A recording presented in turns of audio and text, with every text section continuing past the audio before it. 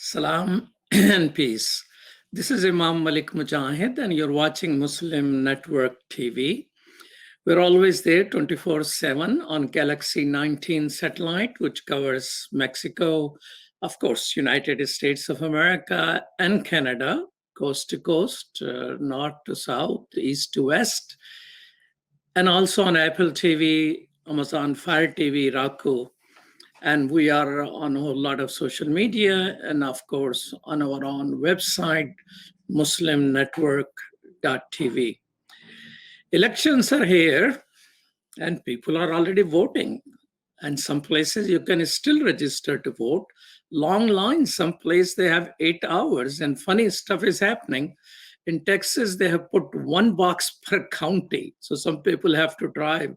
Texas being a large place, some people have to drive an hour to get to a box where they can put their ballot. And so we're all encouraging. So last election, I remember I gave a sermon, came out of a mosque, and somebody with a good smile, a good-looking man gave me in my hand, and I open up, and it says, voting is haram, it's a sin. Well, I happen to believe not voting might be a sin, allowing your money to go oppressing people, allowing your money to bombing people instead of saving life, which God Almighty says, saving one life is like saving a humanity. And so vote, and vote early, just once, that is, not as President Trump says, twice, and ensure that your vote is counted. Several states you can still register. So election-related anxieties are also on air, and that's unfortunately a fact.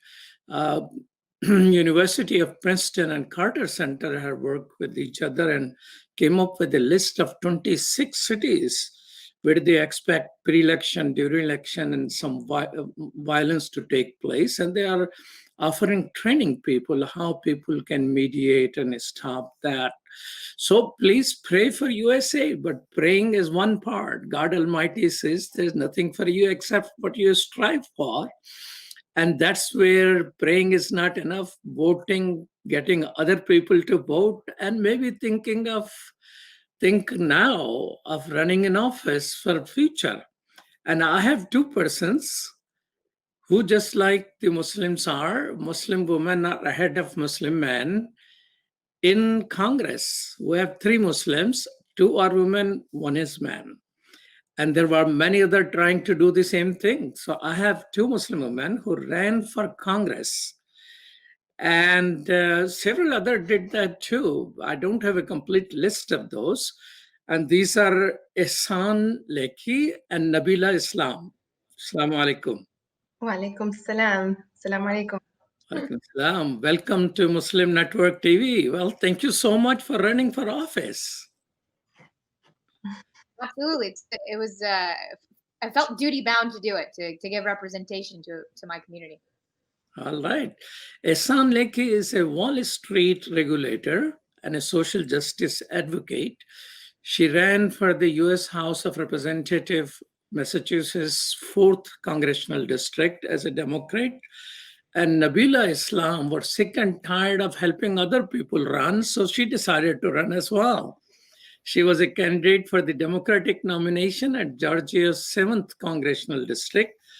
And now she has been named as president of a political action committee representing the state's Muslim Americans. Well, you know, you are braver than myself. Chairman of Democratic Party asked me in front of 1,500 people to run for office, and I said no. And here you are, fighters, huh? One of the things which I noticed in both of your resumes, you both mentioned your mom. Ihssane mentioned that her mom in Morocco was a farmer. And Nabilah, you mentioned your mother was injured while pulling orders from a warehouse. Could you both mention how your mothers are in your heart, inspiring you to do things? Well, my mother is in my heart and is in my house too. During this pandemic, she came to visit us from Morocco, where I'm originally from. And she got stuck here. And it was a good thing because during a campaign and a pandemic, it was a blessing to have her pour her love into my child. I have an 8-year-old daughter. And in my family, that deep lineage from our moms really fuels the fire of why we stand for justice. My mother, growing up on the farm, she knew how to stand up for the little guy. She knew how to stand up for the environment, for clean water, for resources that can be accessible to everyone, especially education for little girls. And so that really fueled my fire to say no more and to step into this fight for justice for all. Well, Nabila, so your mom was pulling orders. I hope it was not Amazon, was it? No, it was not Amazon. I don't know if Amazon existed at the time, but my mom is an immigrant from Bangladesh, and all her life she's worked hourly jobs. So she's worked at Hardee's flipping burgers, and she was at a warehouse for 14 years where she herniated 2 discs in her back. So her job was to pack up boxes and put them on trucks. And the insurance company tried to deny the benefits that she had a right to. And this all happened when I was younger in high school. And we all knew what was happening wasn't right, but we weren't, well versed in like the legal system. But we figured it out. I helped my mom translate. We got on every phone call with her, went to every meeting, and we sued them, and we won. And it was such a powerful learning lesson for me at a young age of how working people, they get, for lack of a better word, screwed over by the system, and it put a fire in me that I wanted to help people like my mother, so that something like this would never happen to them again. And so I ran for office, trying to give people a voice that have never really had a voice in this community, and that's working people, the 20% of people that don't have healthcare in this district, immigrants. And so your first fight was to standing up for justice for your mama. Absolutely, yes. So Ihssane, not only you fought for justice, you grew up realizing the importance of these things, watching your mother, but you were, Wall Street regulator at one point. Tell us about when was it and what was that job like? Well, I knew all along that financial regulation is at the heart of progressivism.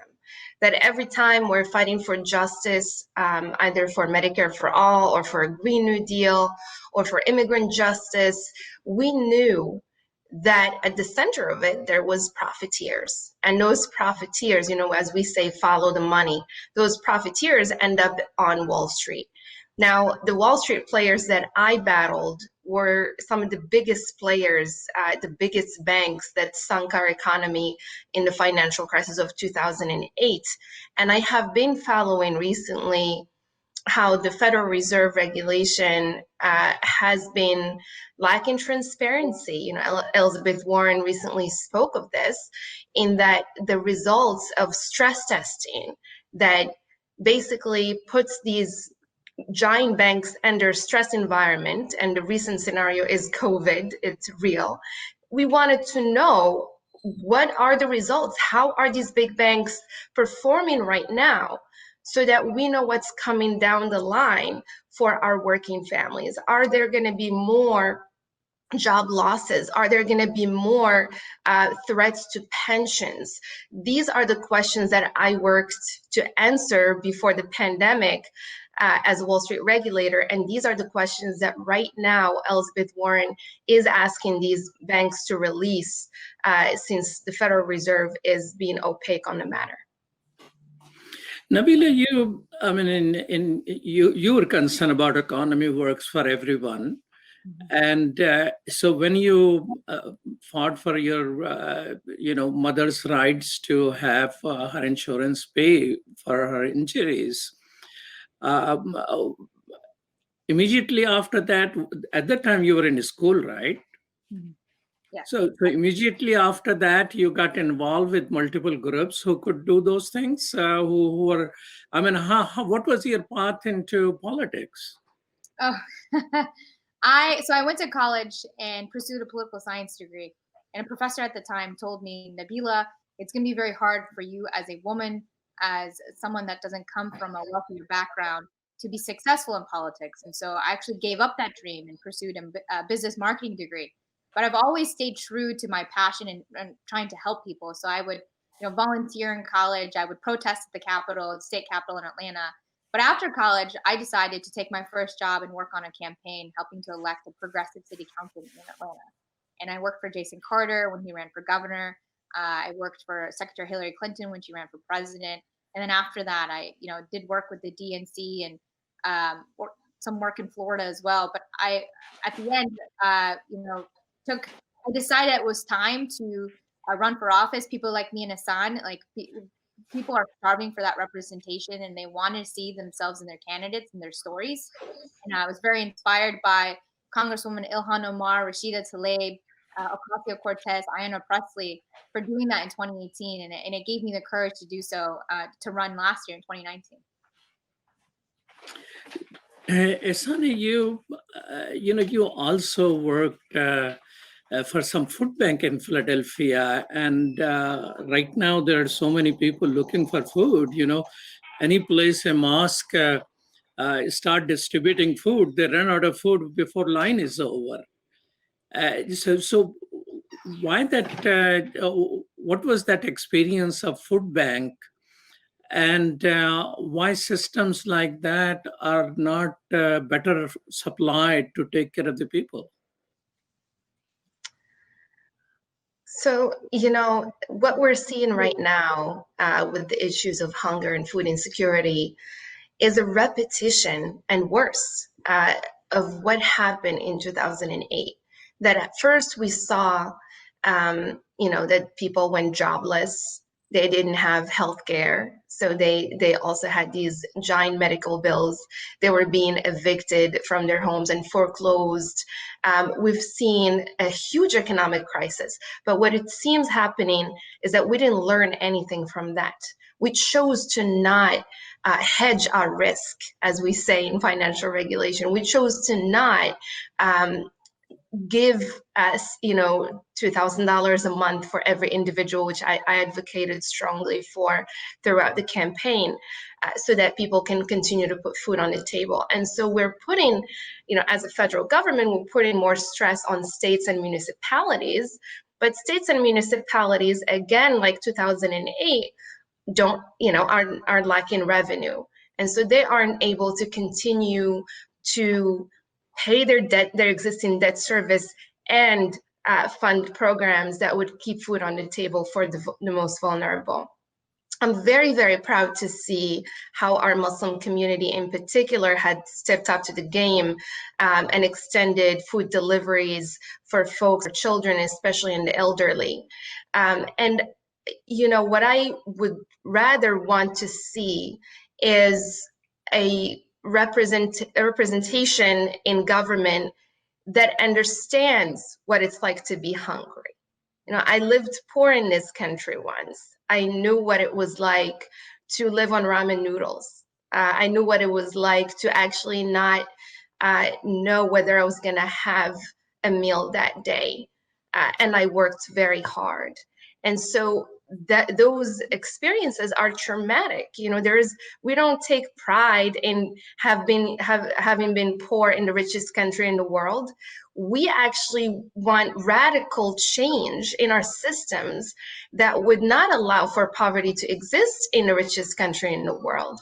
And that will be the food justice that we're looking for.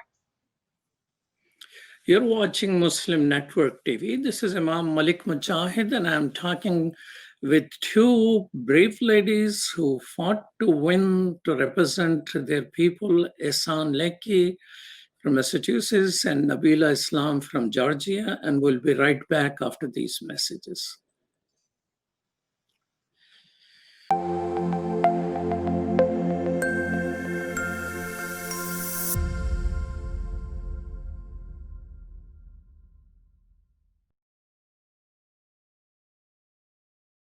My wife, who she's a professor at the University of Cincinnati, who's Catholic, and by her watching and listening to our 3-year-old son watch Adam's World, she ended up taking Kalima Shahada. She embraced Islam because she learned so much about Islam and the other prophets. It really affected our life in a great way, and because of Sound Vision and Adam's World, we're Muslims. I took my Shahada 15 years ago, and I actually am from a rural part of Ohio. And so I found the catalog for Sound Vision, and I ordered the tapes and the CDs and the books, and I used those, and especially for my little daughter, that's how we basically learned our Islam, and Islam entered our hearts through the wonderful works of Sound Vision. Okay, Assalamu alaikum, brother. I just want you to know that I love the Sound Vision website, that a lot of times when I'm looking for information, especially as it relates to homelessness, domestic violence, and women issues, I go to that website, and then I see what you've written, and then I copy and paste it, and spread the word, because the wisdom is there, so I can't do any better than what Sound Vision has already done.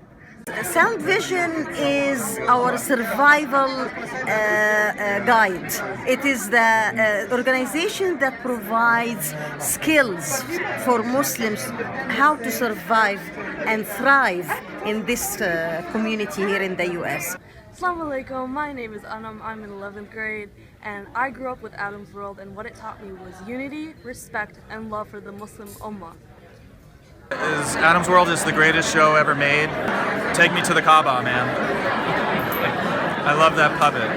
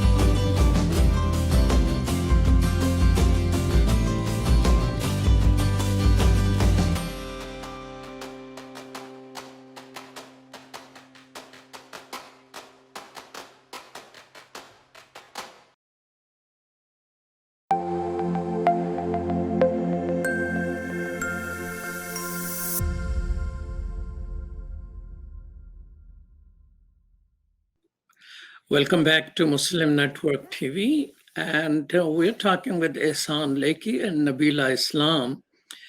Well, a lot of women are running for office. Are women trying to control America here? Absolutely. Have you seen the way men have been running it? In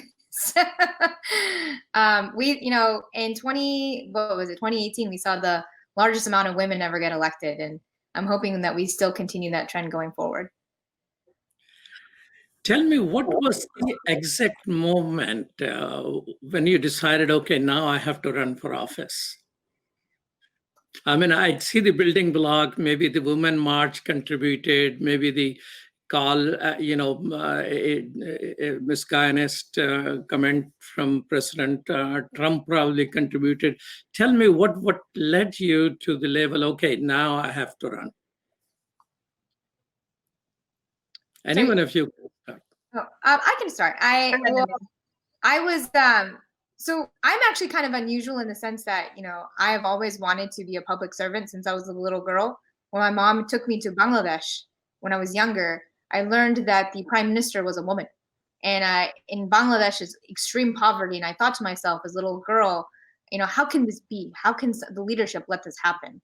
We need to have better leadership. And so growing up in America, my name is Nabilah Islam, and after 9/11, I felt a lot of concern that I would not be electable because people would be too afraid to vote for someone like me.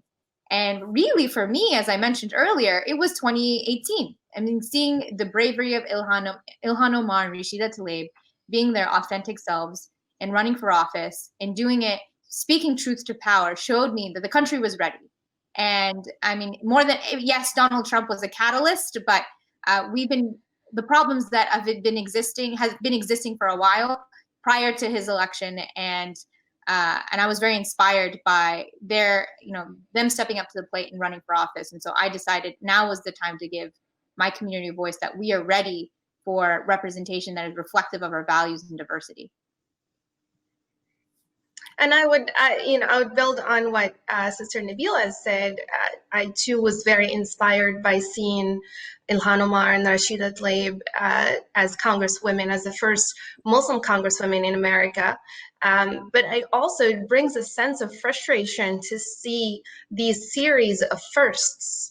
But one thing that we got to know is that for a woman of color who is Muslim to run for public office, the level of attacks that we face, the level of shredding our names to pieces, shredding our identities to pieces, shredding our faith to pieces to take us down, is the way that we push back. That only fuels our positive fire to push back and to say, you know what, there is a voice for the Muslim woman in this country, and that voice matters, and that voice will lead and will represent our community. Well, you mentioned several things. I'd like to know, did you face in campaign some form of Islamophobia? Absolutely. Some forms, many forms. And as I said, it's the brick over the brick. It's not only being a woman in a male-dominated field, it's also being a woman of color. It's also being an immigrant for myself. It's many other things. Being an Arab for me, because I do have my Arab lineage as a Moroccan American, being assumed to be or attacked by the far right, from white nationalists to folks who are saying I'm anti-Semitic just by virtue of being Muslim American, Arab American. And so these are some of the issues that we face on the campaign trail. But at the same time, I would be remiss to not uplift the communities that have gathered around us and have uplifted us and have said, we feel that you stand up for us in so many ways through your identities, through your transparency and your open spokenness about these issues, being Muslim, being immigrants, being survivors, being women of color, being Jewish allies. This is how we look to bring our communities together here at home and abroad. So do you remember any specific incident or something said about you, or somebody which you met who said anything of this nature? Many things. Are you talking? Do you want me to? Yeah, specifically, I was facing colorism, for example, where, folks were, some people contacted me and said, you're not a woman of color. Some other people said, how dare you say you're a woman of color? You're tokenizing being a woman of color. Some people said, you're an immigrant, go home. This is not your country. Some others said you are a Muslim and Muslims are terrorizing the world. We don't need Muslims in Congress.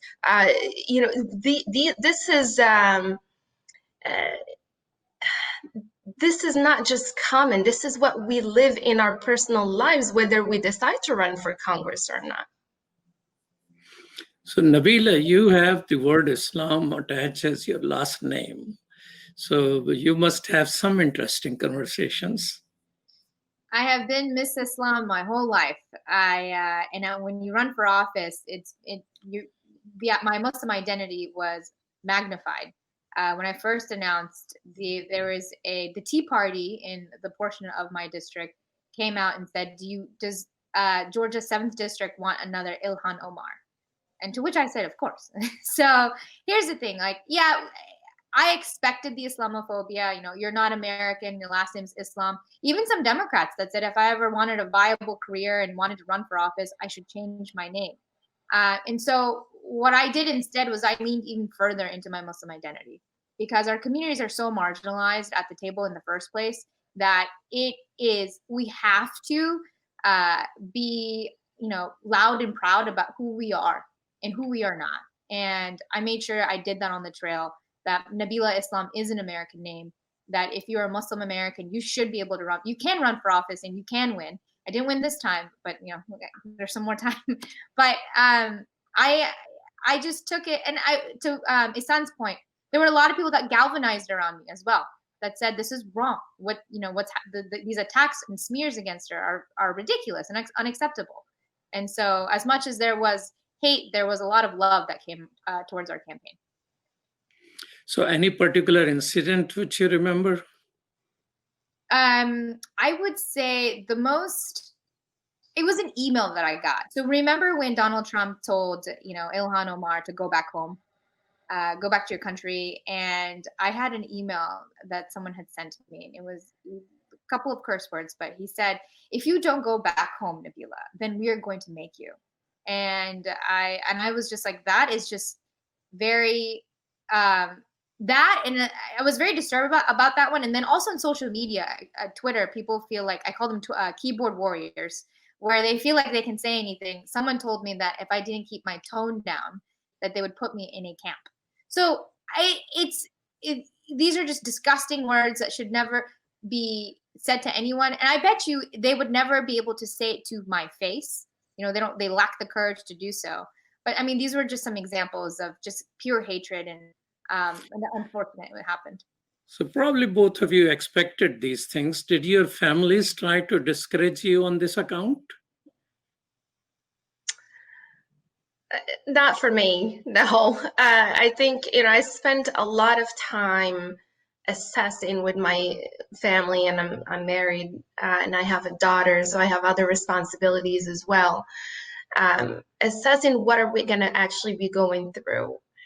And part of that was to talk about death threats. And that is real, that when you run for Congress or for public office in this country, not only as a Muslim, but also as a very progressive Muslim, then there will be death threats for many of us. And, Sister Ilhan Omar talks about that publicly.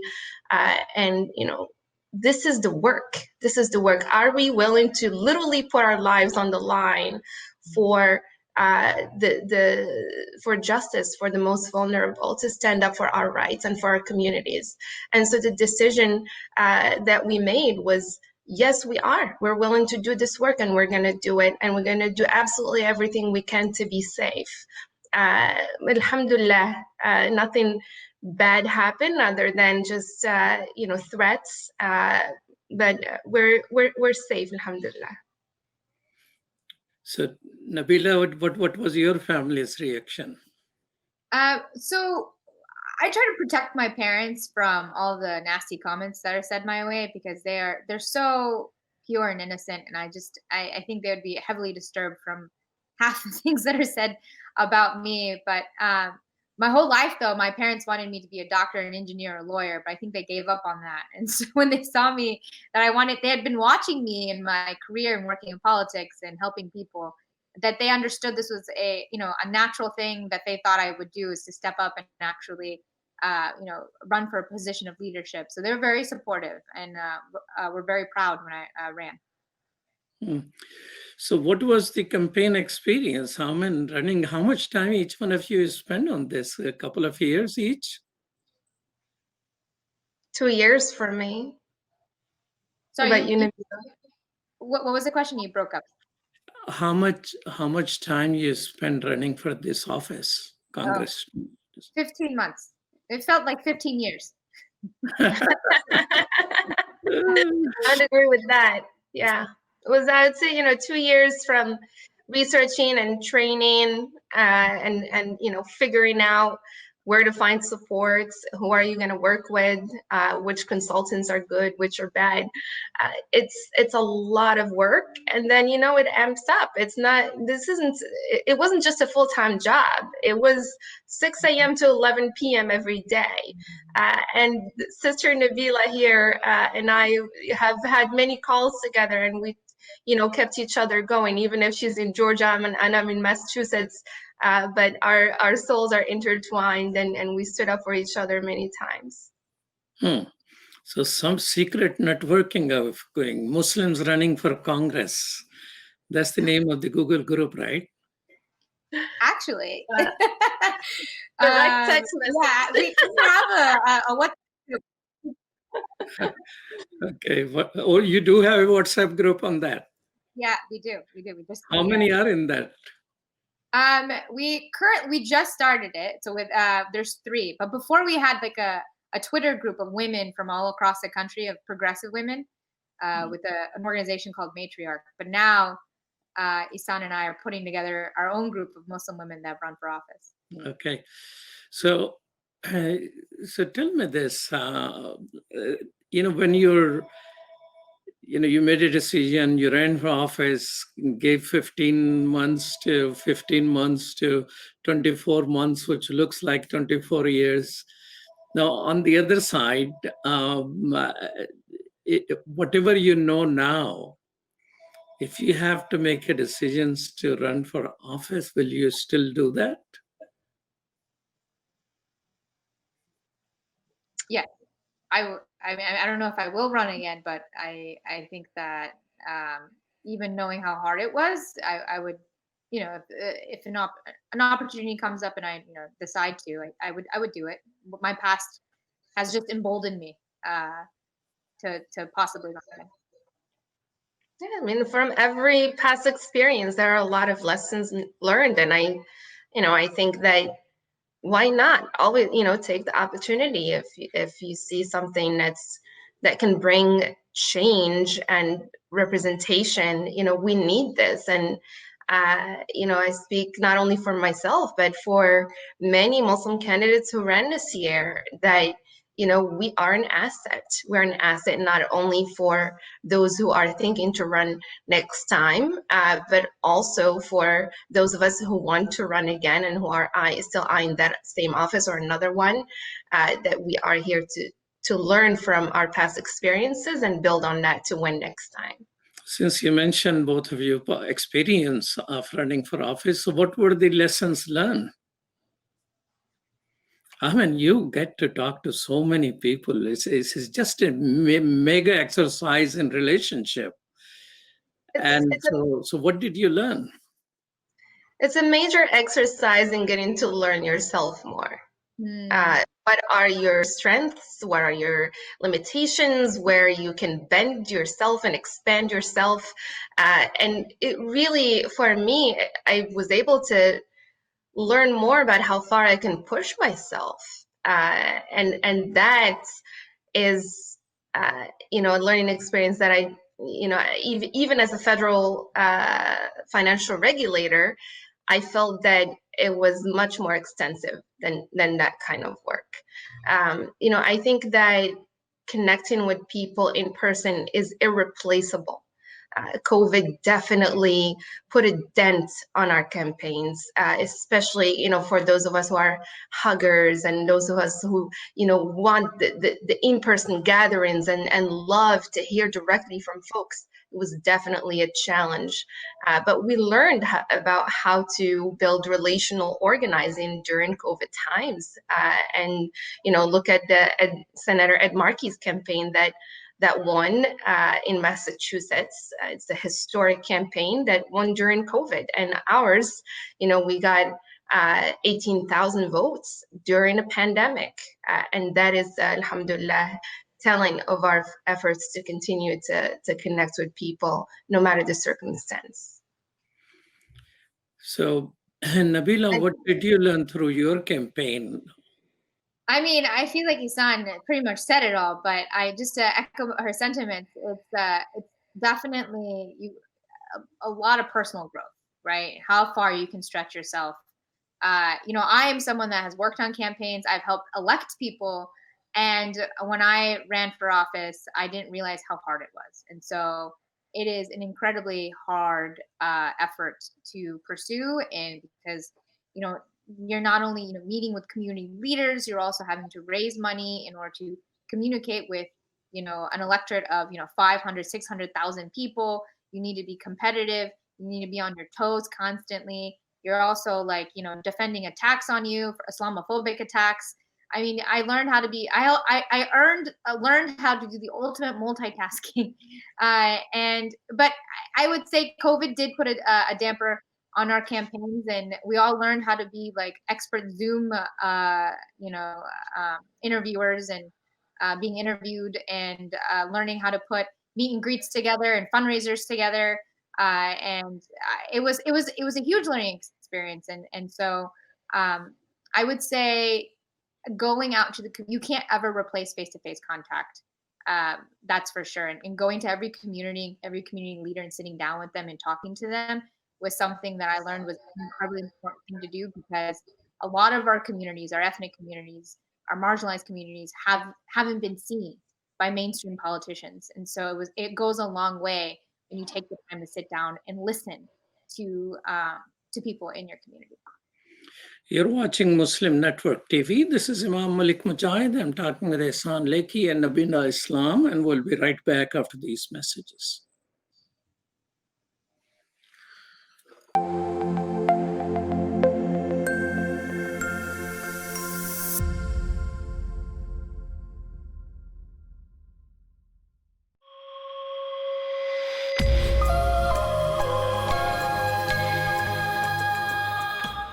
What was it like when you started this network out, when you started Sound Vision those many years ago? After 9/11, one lady called me and she says, what is your channel which I can watch? And I say, I'm sorry, we don't have a channel. And you know what she said? She said, then how America will know about you? SubhanAllah. Anything you want to say to the people who are watching? We had one sister who messaged that she grew up on Sound Vision. What do you say to the people who have been long supporters? Thank you. Thank you. It is because of you we are able to do all of that. So the generation of Adam's world, you need to take it over for the next generation. And that's my invitation to you. So keep telling everybody where to watch. They can watch it on Galaxy 19 satellite, Amazon Fire TV, Apple TV, or easy thing, muslimnetwork.tv, or our YouTube channel, or our Facebook channel. And with your help, inshallah, ladies, the one who called me, what channel should I watch Muslims on? Answer is here and now.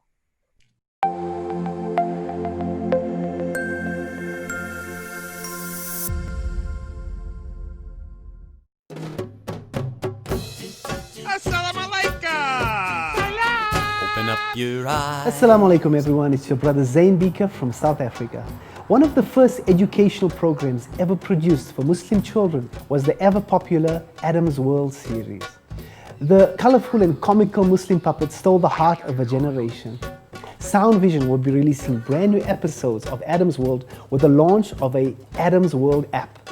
Subscribers will enjoy new Adam's World episodes as they are released, as well as all the classic episodes of Adam's World. So visit adamsworldapp.com now to learn more, subscribe and enjoy new adventures of Adam and his friends. And let's keep helping tomorrow's Muslims today.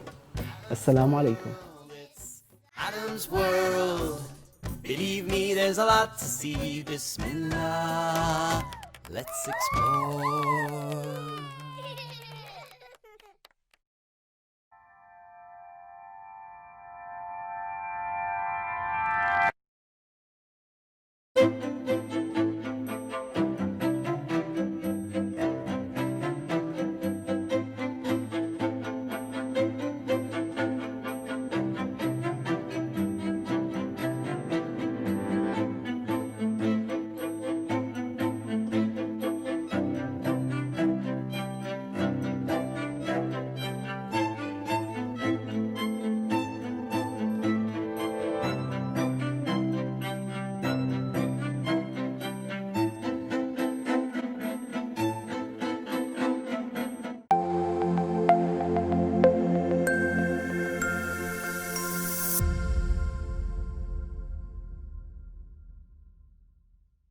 Welcome back to Muslim Network TV. This is Imam Malik Mujahid, and I'm talking with two congressional candidates, two Muslim women who are braver than me to run for office. They did not quite win when it comes to election results. So tell us, what were the election results? Nabilah, you want to go ahead? Sure. So I came in third place in a 6-way primary. With that being said, I was the first-time candidate. I was the youngest candidate. And I came in third place by only 65 votes. The person that came in second place is the longest elected official in our congressional district. So I feel really proud of how well our campaign did, considering that no one knew who I was before I announced for office. And not only that, not only did we make a lot of noise inside of our congressional district, but I felt like at one point we had become a national campaign. And so, and a lot of people learned about my story. And I always tell people our stories are unique. They just don't get told.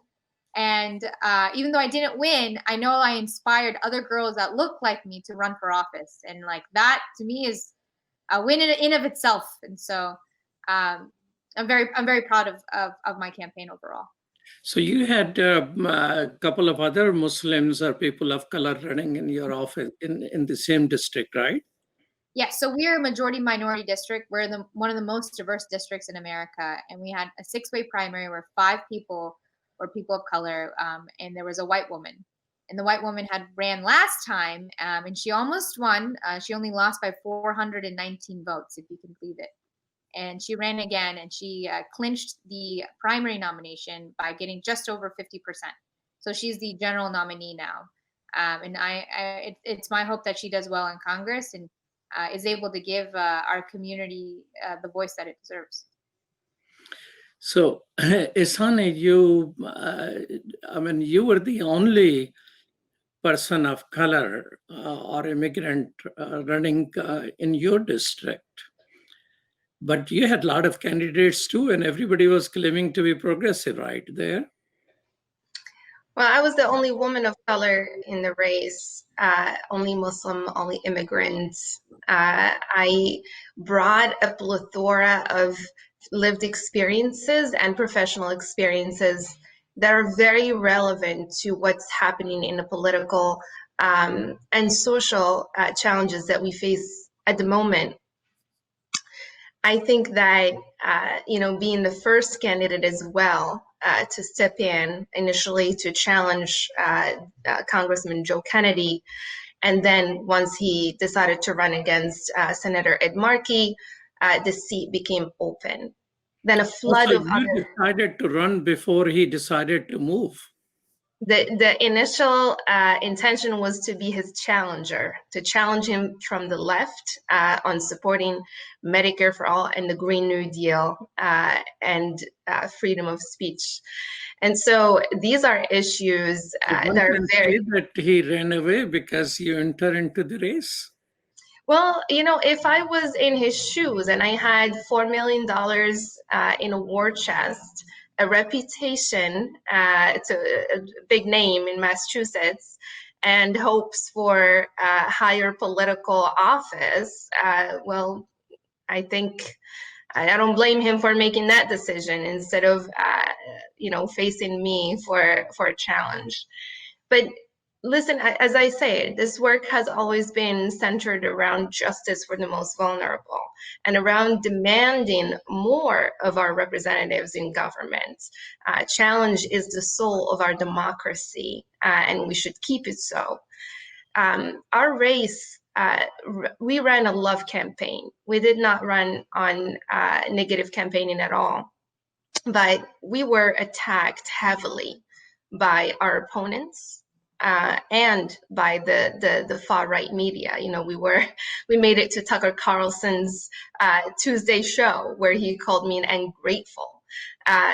And so a lot of these issues, of course, they cost campaigns resources. And that did affect, how far we could go. We did excellent in the working class communities. I ran in a district that has 34 towns and cities about 5 of which are more wealthy, and the remainder are working class. And we were the leading progressive overall in the working class part of the district. What could you have done differently, Ihssane, while you're running? Now if you have to reorganize your campaign, what could you do? What would you do differently? Well, on our campaign, after the presidential primaries, this is another challenge that we faced this year, is that it was difficult to find talent, to find very well-experienced professional talent until after the presidential primaries. And for my campaign, senior staff from Senator Bernie Sanders' campaign of 2020 stepped into mine, and really, we hit a 10-point surge in July that was historic. And so to me, hiring well is a lesson learned that I take with me going forward. And also, continuing to build deeper ties with all communities, but especially with the Muslim community. When women like us run for Congress, we are fighting for federal policy that affects everyone across the country. And so we do seek support, not only from our local communities, but from communities from across the country. And I look forward to keeping those ties going. And I am grateful to all of those who have supported my campaign throughout my congressional race. So Nabilah, what lesson did you learn? Well, I would say that at the end of my campaign, we didn't have the resources that we wanted to actually execute a paid communications plan. And when I say that, is at the end of the day, the voter is waiting to learn about you, whether it's a piece of mail in their mailbox, a digital ad that they see on Facebook, or a TV ad. I think COVID really hurt me on that. But being able to raise those resources early, which is why I founded the Progressive List, a PAC to help progressives with early support, and making sure that if I do run again, it helps the second time, because now we have name recognition, that we would get that early support to give us that momentum instead of having to work for it for a year, which is what happened on my campaign. And I would say that, yes, you want to hire, as to Ihsane's point, you want to hire good staffers. And it was very hard to find strong staffers, since there was 18 presidential candidates that took all of them. But lessons learned: make sure you raise the money, you hire good staff, and then be in the community as much as you can be. That's something that going forward I will double down on, because there is a challenge for time. Do you raise money, or do you go to these events in the community? And so making community a priority is something that everyone should do going forward. So now that you have some time to rest, what are you thinking of doing in future? Are you both keeping an option open for running again? I mean, so the option is definitely open for me. We never know what's going to happen next. But currently in Massachusetts, we are fighting for ranked choice voting. And so that means, for example, in the race that I ran in, we had 8 candidates. And so towards the end of the campaign, there was this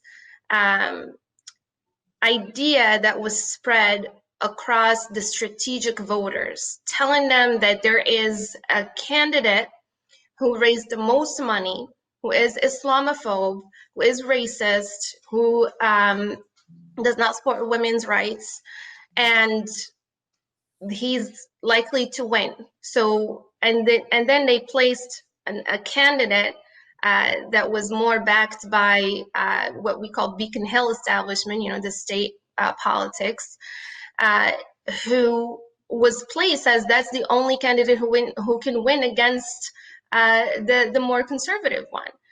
And so what that did is that the strategic voter stopped thinking about supporting a woman of color, or supporting a Muslim woman, or supporting the woman who dared to challenge an incumbent. They stopped thinking about all of that. They could not vote from the heart.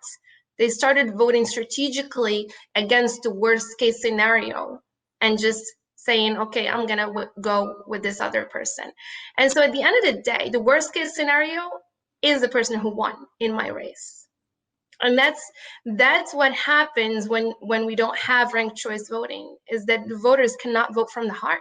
With ranked choice voting, they could have said, okay, my first pick is Ihssane, and if Ihssane doesn't win, it's this person. And then they would put the worst case scenario at number 8, and number 8 would not likely win at all. I am now honorary co-chair of the Yes on 2 ranked choice voting campaign here in Massachusetts, and I will be representing advocating for the campaign in the Muslim community, the Moroccan community, and across many progressive outlets and media. Very proud to be so. So you're talking about candidate at heart and the strategic candidate.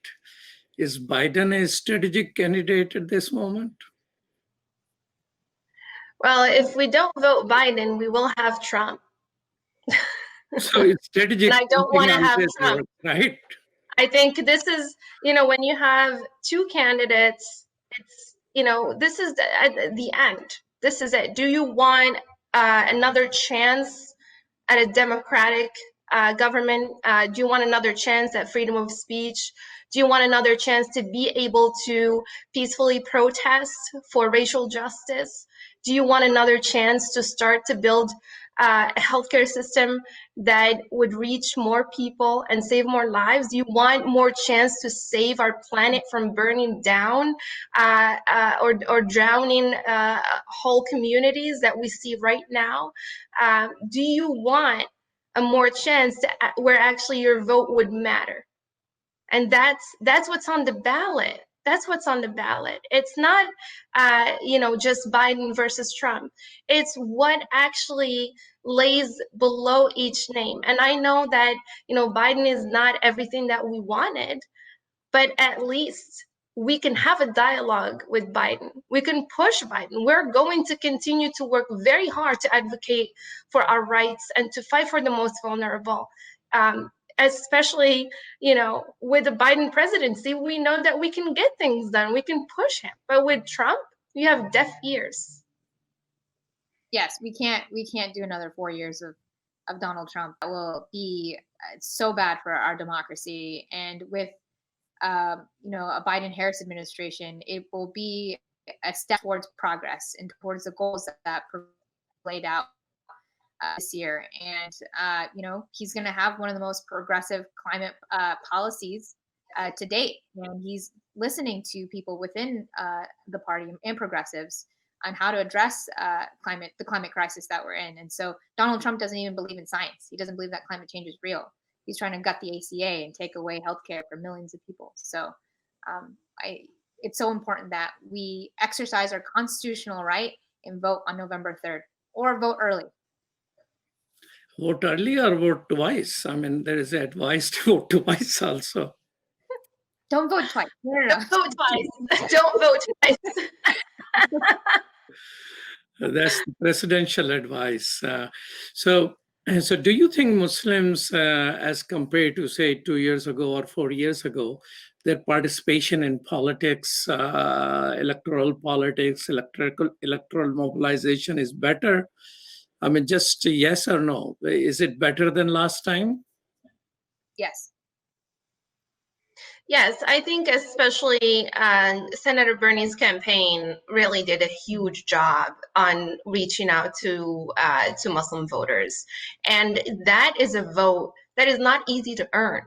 That's a vote where you really have to be focused on grassroots work, on showing up over and over, on talking with voters, even when they don't believe, even when they don't want to vote, even when they are jaded, because the Muslim community has been subject to high surveillance, has been subject to lack of economic opportunity. has been subject, a lot of the Muslim community is also an immigrant community, is a refugee community, is a community that came from the countries that this bad decision making of international policy and forever wars have made refugees out of them. And so we want them to have a voice, but we also want them to not be scared. We want to build a trust relationship with them so that they can not only vote, but start to actually lead in their communities, lead, voter registration drives, lead, in running for office, for example. And that's work that has been happening, but I think I want to see more uplifting of the voices of the organizations that have been doing this work locally. And I think Nabilah can speak more to this, as she's much more involved in that in Georgia. Yeah, to your point, I am the president of IPAC, which is Georgia's only Muslim American PAC. And I always stress that Muslim Americans are— IPAC means I for Islam PAC? It means independent PAC. Okay. And so, but we are a Muslim American PAC. And I always stress that our community is a voting bloc and we should flex the power that is our voting bloc. Now, we aren't a monolith, and I recognize that, but our organization is, focused on making sure we increase Muslim civic engagement, and then we endorse candidates that will, protect our civil liberties and civil rights for the Muslim American community. And so in Georgia, we have about 60,000 registered Muslim Americans. And our organization, I just became president a few months ago, but we're going to start reaching out to our brothers and sisters all over the state, letting them know about activities, letting them know how they can volunteer and where they can get information. I think this is the first time in a very long time that Muslim Americans all over the country are learning what the data is, where do we live, and making sure that we're doing targeted communication to our brothers and sisters. Well, thank you so much for sparing a good amount of time with us. Two powerful, brave people, Ihssane Leckey, who ran for Congress, and Nabilah Islam, who ran other people's campaign until she decided she will run for it.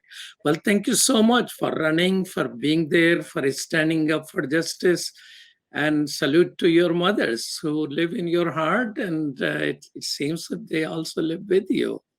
Thank you so much. And thank you, Sherdil and Dr. Abdul Wahid for producing today's show. You're watching Muslim Network TV on Galaxy 19 satellite, Apple TV, Amazon Fire TV, and our own website, muslimnetwork.tv. Peace. Salam.